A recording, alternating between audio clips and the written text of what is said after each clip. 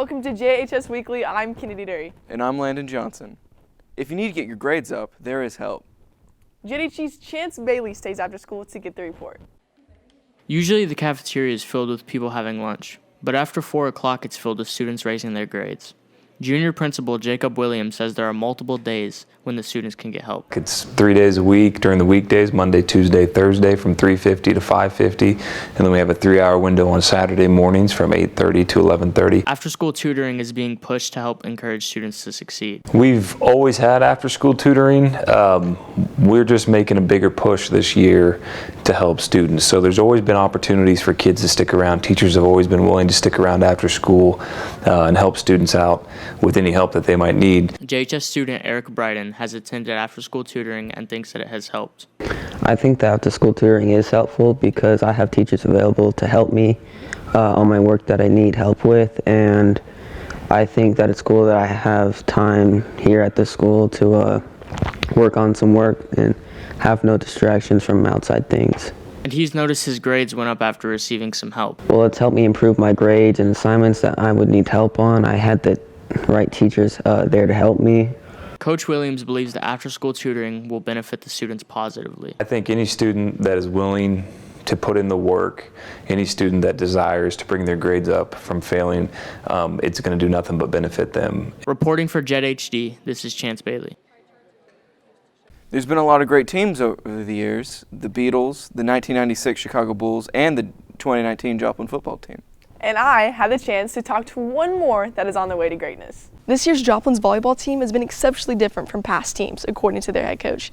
I got the opportunity to see them tonight as they dive for balls left and right. The chemistry and the teamwork they have all together really shows. Stacey Saunders has been the head coach for several years, and she says this team is different, but in a good way. I've coached some really great teams, don't get me wrong, and they're not full of drama, they're not selfish, they will do what they have to do, and they'll play any role that they have to play to make our team better. Junior Angelina Schramm plays middle hitter, and she agrees with the coach that this team really wants to succeed. Compared to teams in the past, we are more motivated to put in more work in the off season and during practice to get as good as we can be.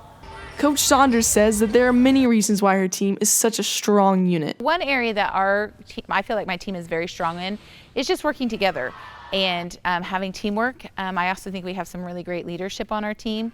So it's just a really good core unit that continues to grow and continues to trust each other and continues to play hard together. And Allie Lawrence says having a positive attitude on the court makes all the difference on how they play with each other. One thing our team is really good at is bringing a lot of energy and positivity to the court and really uplifting one another when we get down on ourselves. The coach says that all that matters is these girls make some lifelong memories. And oh yeah, win some games too. For us, our number one goal is to be able to compete. And so every night we want to compete. I also think, for us to make memories. High school is 4 years long, and we need to, I want them to leave and be like, you know what, this was one of my best things, my favorite things that I got to do when I was in high school. Reporting for Jet HD, this is Kennedy Dury. It's time for our landline segment. This week, I go back in time and cover some classic movies.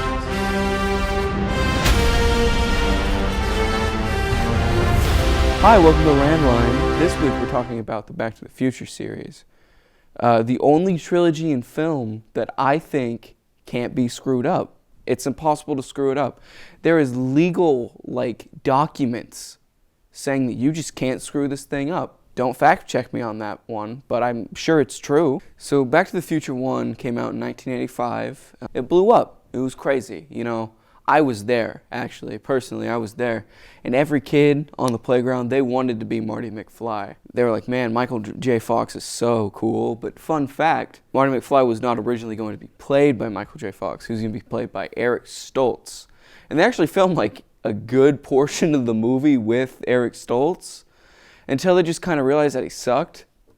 So they were like, yo, let's get Michael J. Fox on this project. And he was filming a sitcom at the time. I don't fact check, and I forget which one. But he had these ridiculous shoot days where he would film the show and then go right to the Back to the Future set, have 2 hours of sleep, and wake up and do the exact same thing over again. It was pretty crazy on the young lad, but I think it really paid off, and it was a great movie. So Back to the Future 2 came out, and it is my least favorite one out of the three.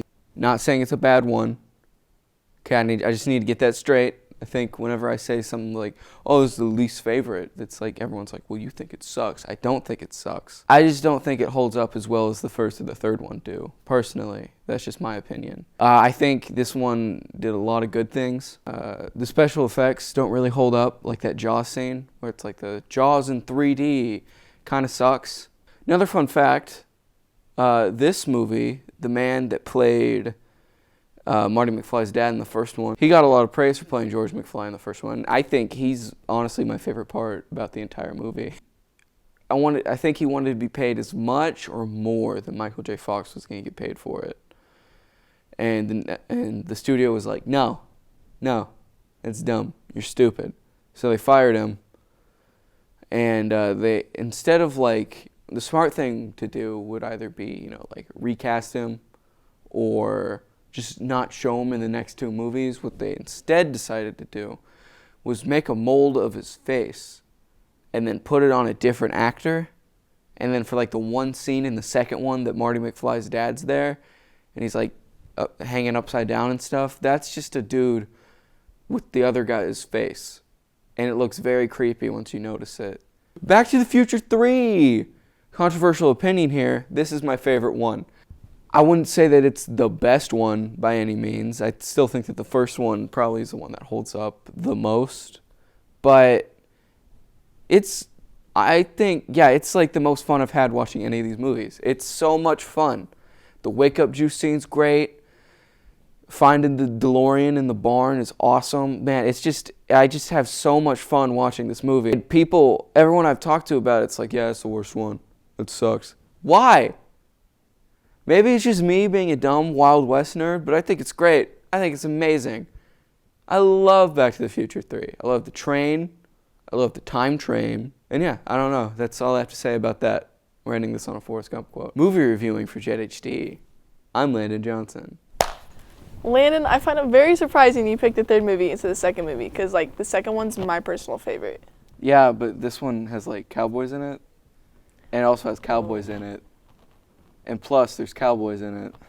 Okay, Landon. Well, this has been JHS Weekly. Have a great week. There's cowboys in it. There's cowboys? Really? Yeah, there's cowboys Oh in my it. gosh. Wow, that's so fantasy. I like that one because it has cowboys in it. I like cowboys too, but not that much. And like, Not that much. really a crazy thing about Back to the Future 3 is it has cowboys in it. Yeah.